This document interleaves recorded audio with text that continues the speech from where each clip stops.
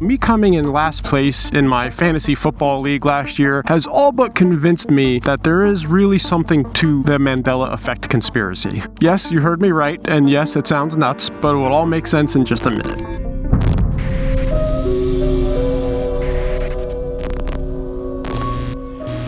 Hi everybody. Yes, you heard me correctly. Me coming in last place in my fantasy league has convinced me the Mandela Effect might just be real. Bear with me. Now, when it comes to fantasy football, some leagues take it more seriously than others. Generally speaking, last place gets a special gift, a punishment, if you will. My league didn't take it too seriously. We only make the person in last place hang this up at their desk for the entire offseason and all of the next season.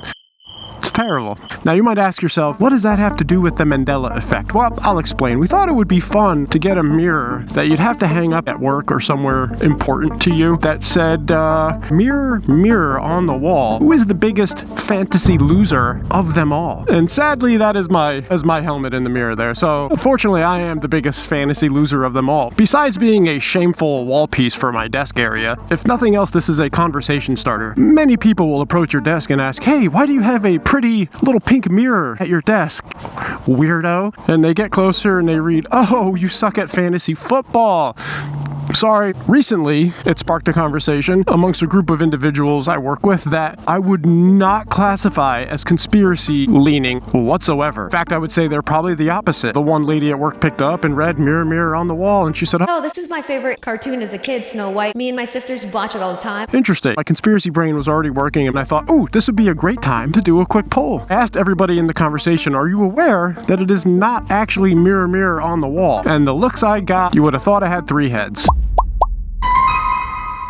They were very adamant, everybody, especially the lady who said, this was my favorite movie as a kid. I watched it with my sisters. I specifically remember it's mirror, mirror on the wall. I had to tell them that that's not the case. It's actually magic mirror on the wall. To which they disagreed and said, no, it's not actually, you moron. Hey, I'm with you guys on this, but what if I were to tell you, if you look it up right now, it's gonna say magic mirror. No one believed me. I got to watch the reaction of normal, non-conspiracy brain people realizing something they think they knew as a core memory of their childhood be completely wrong, allegedly. Once I soaked in this moment of confusion and watching somebody's wheels start to turn and question reality, I let them know there's a lot of things that people remember for sure were this way and are different. And we started going through the list. They were baffled. That to me was one of those moments where I was like, man, maybe there is something to this. And the more I thought about the Mandela Effect, a couple things really stand out to me. Now, Bernstein Bears and stuff like that, I don't know how to spell good. Maybe I just remember spelling wrong. But the last scene in 007, I know this scene well because it was one of my dad's favorite movies, and one of his favorite 007s was the one with Jaws in it. The whole point of the scene is the girl smiles and has braces, and Jaws smiles back. If you're not familiar, Jaws, the villain in 007, has a mouth full of metal, hence the name Jaws. He smiles back, and they both have essentially metal mouths. The entire purpose of the scene is Jaws smiling and her smiling, and this bond where they both have something in common. The whole point is that he is Jaws and has a metal mouth, and when she smiles,